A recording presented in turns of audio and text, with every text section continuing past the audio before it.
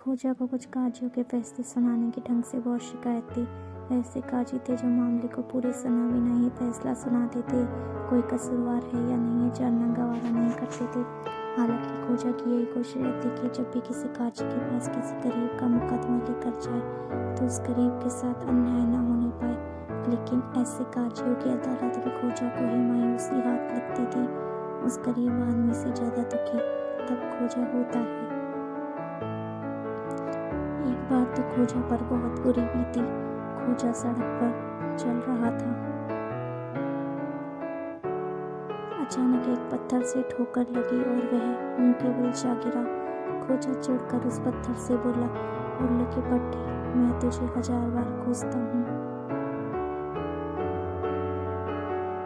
संयोग से एक रईस का लड़का वहां से गुजर रहा था। उसने सोचा कि खोजा को उसी की कोस रहा है। घर पहुंचकर उसने अपने पिता से कहा, रास्ते में खोजा ने मुझे बेवजह 1000 बार कोसा है। यह सुनते ही उसके रईस पिता को तैश आ गया। उसने ना तो अपने बेटे से पूरा वाक्य सुनना जरूरी समझा, न खोजा से जाकर पूछा कि उसने ऐसा क्यों किया। वह हवेली से निकल सीधा काजी की अदालत में पहुंचा और खोजा के खिलाफ शिकायत दर्ज करा दी। काजी ने अपनी आदत के अनुसार रईस की शिकायत सुने बिना ही खोजा को बुलाने संदेशवाहक भेज दिया।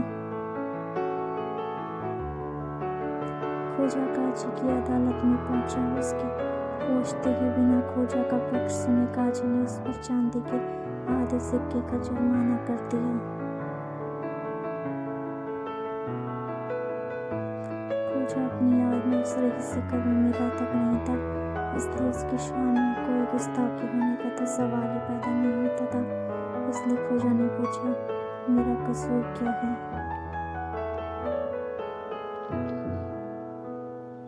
रईस ने बताया, तुमने आज सुबह मेरे बेटे को किसी बात के लिए 1000 बार कोसा है। ये तो ये बात है, पर मैंने तो पत्थर को कोसा था, खोजा ने याद करते हुए कहा।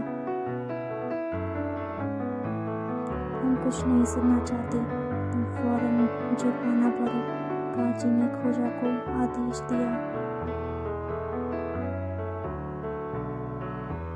खोजा ने जेब से निकालकर चांदी का एक सिक्का मेज पर फेंक दिया और काजी से बोला, 1000 बार कोसने का जुर्माना अगर सिर्फ आधा चांदी का सिक्का है तो मैं पूरा सिक्का देता हूँ।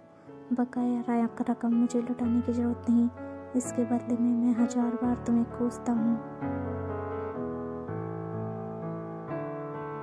दोस्तों, कहानी अच्छी लगी तो चैनल को लाइक कीजिए, सब्सक्राइब कीजिए। Thank you.